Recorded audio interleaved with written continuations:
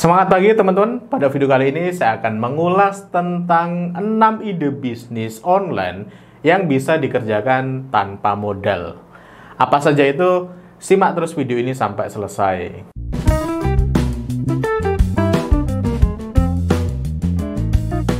Bagi teman-teman yang sedang ingin membuat sebuah website, butuh web hosting dan domain, silakan teman-teman bisa membelinya di Niaga Hoster. Kenapa di Niaga Hoster? Saya sudah membuktikannya bahwa kualitas dari Niaga Hoster itu jempolan. Servernya kuat, jarang down, cepat, dan yang lebih menarik, setiap hari di Niaga Store itu punya diskon web hosting unlimited itu sebesar 75%. Jika teman-teman membeli lewat link dan kode kupon yang saya berikan di kolom deskripsi bawah video ini, teman-teman akan mendapatkan potongan lagi sebanyak 10%. Jadi banyak sekali keuntungan jika teman-teman membeli web hosting dan domain di Niaga Hoster. Langsung saja teman-teman diburu web hosting di Niaga Hoster, kode dan linknya saya taruh di kolom deskripsi. Bagi yang baru datang, saya ucapkan selamat datang. Channel ini berisikan tentang tip bisnis, edukasi bisnis, dan juga inspirasi bisnis yang insya Allah sangat bermanfaat bagi teman-teman dalam mengembangkan bisnis tentu saja.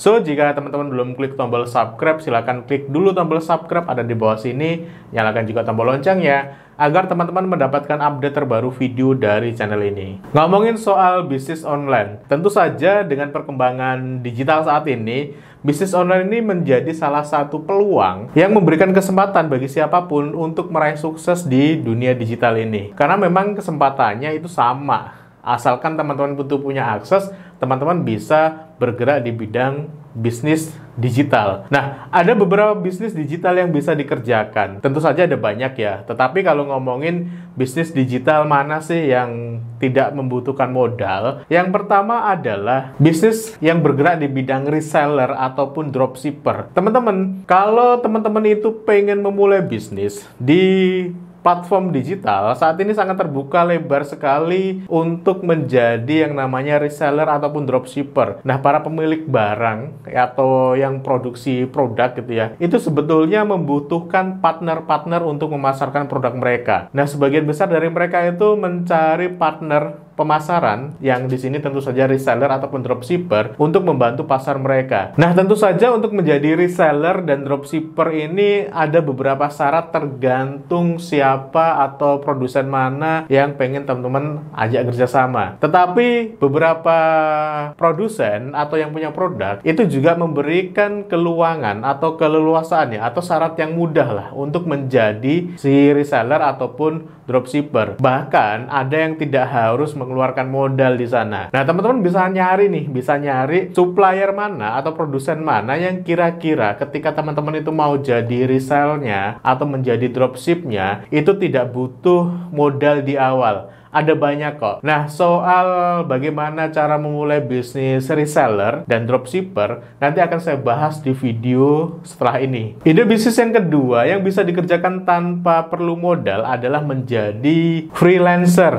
Nah, freelancer itu sebetulnya kalau ngomongin saat ini ya menjadi semacam pilihan banyak anak muda yang tidak mau terikat dengan tanggung jawab di kantor. Nah, dia bisa memilih menjadi seorang freelancer. Nah, pertanyaannya, freelancer yang seperti apa? Tentu saja ada banyak pekerjaan atau bisnis yang bisa dikerjakan dengan pola freelancer ini. Misalnya, teman-teman bisa menjadi penulis untuk mengisi website-website dari sebuah perusahaan. Nah, teman-teman bisa menawarkan jasa untuk menulis artikel atau konten di website mereka. Bayarannya berapa? Tentu saja bervariatif. Dari mulai 10.000 per artikel, 20.000, bahkan ada yang sampai 250.000, bahkan ada yang sampai 750.000 per artikel. Tergantung spesifikasi artikelnya seperti apa dan tergantung perusahaan mana yang membutuhkan. Nah, teman-teman bisa menawarkan jasa ini dengan cara apa? Dengan cara misalnya teman-teman mempromosikan lewat media sosial teman-teman, atau teman-teman cari deh website yang menyediakan kesempatan untuk menjadi seorang freelancer dengan menulis. Selain menulis, tentu saja ada banyak pekerjaan yang bisa dikerjakan dengan pola freelancer. Contohnya lagi misalnya seorang desainer. Teman-teman bisa membuat sebuah desain, menawarkan sebuah desain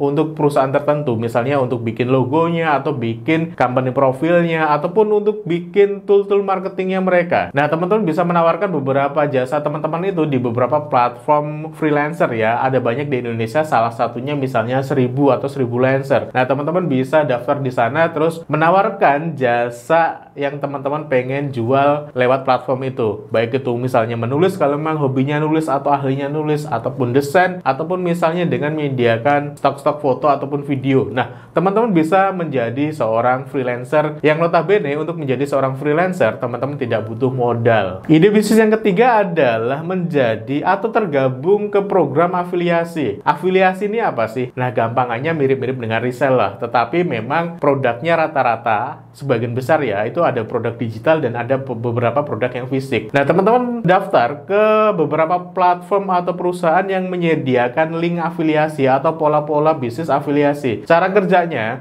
teman-teman akan menjualkan produknya si perusahaan, dan nanti teman-teman akan dapat komisi. Komisinya tentu saja bervariasi tergantung perusahaannya ya. Ada yang mulai dari 15%, 20%, bahkan ada yang sampai 70%. Ada banyak perusahaan yang menyediakan peluang ini. Contohnya misalnya ada Gapura Hoster yang ngasih 50%, ada Niaga Hoster yang ngasih 70%, ada beberapa perusahaan yang lain termasuk Canva pun menyediakan pola afiliasi. Nah, teman-teman tinggal daftar ke beberapa platform tersebut, terus habis itu teman-teman menjual produknya. Dengan cara apa? Tentu saja teman-teman bisa milih berbagai platform untuk jualan, misalnya sosial media, misalnya bikin website, nulis di sana, misalnya bikin video-video di YouTube seperti yang saya kerjakan. Nah, teman-teman bisa berjualan di konten-konten yang teman-teman hadirkan di sana. Ide bisnis yang keempat adalah menjadi web developer. Nah, web developer ini intinya membuatkan sebuah website untuk klien. Nah, pertanyaannya siapa kliennya kan? Kliennya teman-teman, kalau ngomongin dewasa ini ya, yang dimana para pelaku usaha itu pengennya go digital, go online kayak gitu.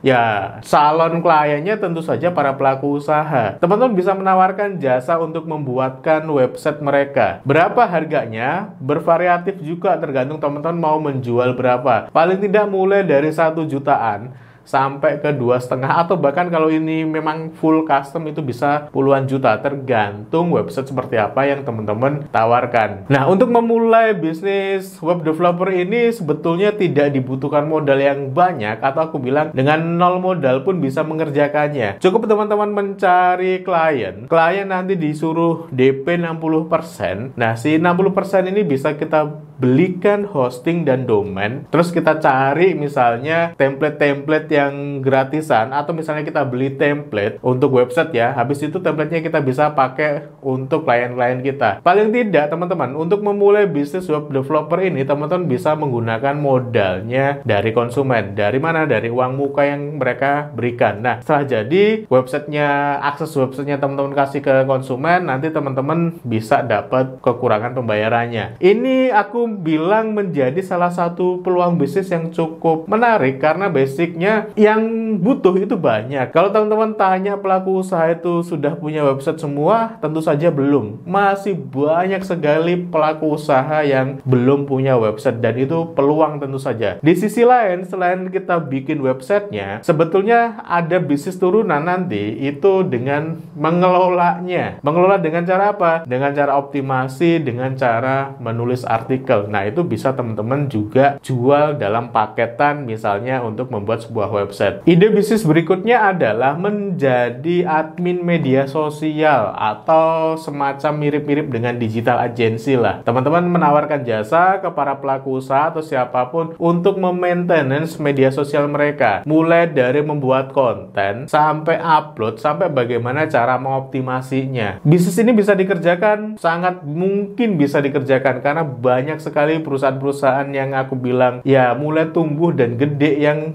dia polanya mengerjakan pola-pola mengelolakan media sosial orang lain. Berapa harga yang bisa ditawarkan? Bervariatif, tergantung calon konsumennya siapa, tergantung teman-teman itu menghadirkan optimasi yang seperti apa. Nah, teman-teman tentu saja harus membidik calon konsumen yang mana agar memang teman-teman bisa mensimulasikan pricing atau harga yang pas itu di kisaran harga berapa. Di Jogja teman saya itu ada yang menjual di angka UMR untuk 1 bulan. Jadi dengan membayar UMR ke dia akan mengelolakan media sosial si klien itu A to Z. Dari mulai risetnya, dari mulai postingannya, kontennya, dari mulai optimasinya. Nah, dia risetkan bahkan nanti dikasih reportnya hasil pertumbuhan dari si akun. Nah, bisnis ini bisa teman-teman kerjakan. Ide bisnis yang terakhir adalah menjadi seorang konten kreator. Nah, ini sangat lumrah saat ini. Menjadi seorang konten kreator itu balik lagi adalah bisnis, teman-teman. Di platform mana bisa menjadi seorang konten kreator? Tentu saja ada banyak platform yang bisa teman-teman pilih. Mulai dari YouTube dengan menjadi YouTuber, menghadirkan konten-konten seperti yang saya kerjakan. Terus misalnya teman-teman juga bisa menggunakan Instagram. Nah, teman-teman bisa menghadirkan konten-konten yang menarik di Instagram, terus teman-teman menjual jasa iklan di sana. Misalnya kalau mau posting harus bayar sekian. Atau misalnya teman-teman juga hobi bikin konten berbasis TikTok. Nah, teman-teman bisa pilih TikTok sebagai platform untuk menghadirkan konten dan tentu saja bisa menghasilkan uang dari sana. Menjadi seorang konten kreator itu dapat uang dari mana sih? Tentu saja ada banyak hal yang bisa kita generate menjadi income ketika teman-teman menjadi seorang konten kreator. Misalnya kalau YouTube tuh ada AdSense-nya. Kalau di Instagram itu ada paid promote-nya atau ada endorsement,